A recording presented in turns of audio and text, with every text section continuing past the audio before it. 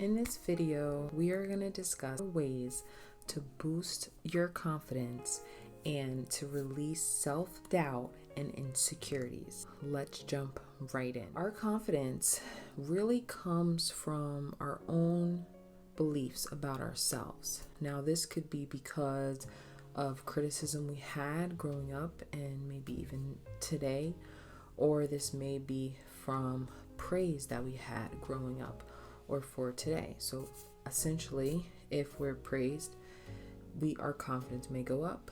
If we are criticized, our confidence may go down. Maybe some people have not come out and said certain negative things about us, but maybe we just take on this belief about ourselves because we think other people think badly about us. So today we're going to talk about two of the ways that we can boost our confidence and to get rid of some of that self-doubt and insecurity. In part 2, we're going to have the last 2 tips that I have for you. The first tip is we're going to find out why we lack confidence. Where does it come from? Does it come from our childhood? Does it come from someone who has criticized us? Does it come from our own beliefs because of what we see in social media and online? Where is this lack of confidence coming from? And then once we figure that out, we're going to admit to say that wherever it's coming from, that is just why we're dealing with it, but it's not actually the truth about us. Does that make sense? Just because we are dealing with it doesn't mean that we're truly unworthy, doesn't mean that we're truly unable or unsuccessful or have an inability to do something or accomplish something or be something. That's not the truth. So we have to bust that belief and start to believe the truth about ourselves. Okay, so the truth is that we are capable, that we are able to do all things through Christ who strengthened us, that we were fearfully and wonderfully made.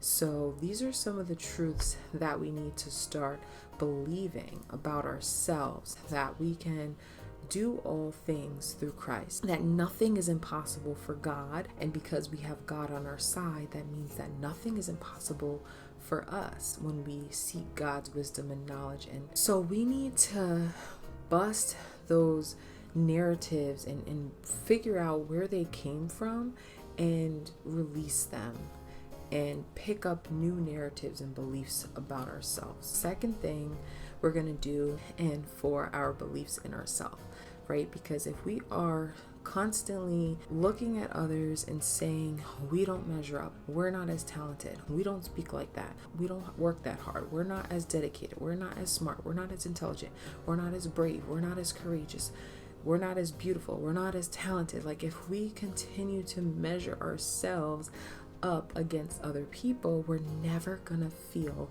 good enough. So we have to stop comparing ourselves and we have to start believing that whatever we have been given, the looks we've been given, the ability to speak that we've been given, our humor, our caring capacity, our ability to love, our ability to learn, our ability to think, our ability to do what we think about some things that we've already accomplished and how we were able to do that.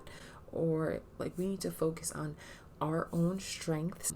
We need to figure out that if we are weak in an area that we like to be strong, let's not compare it to someone else's strength, but let's just say, how can I get better in this area than I was yesterday? I think that those 2 tips are great to start with. And then in the next video, we're going to go into part 2 and we're going to talk about the last 2 tips that I have to be more self-confident and release these insecurities and these doubts and these fears.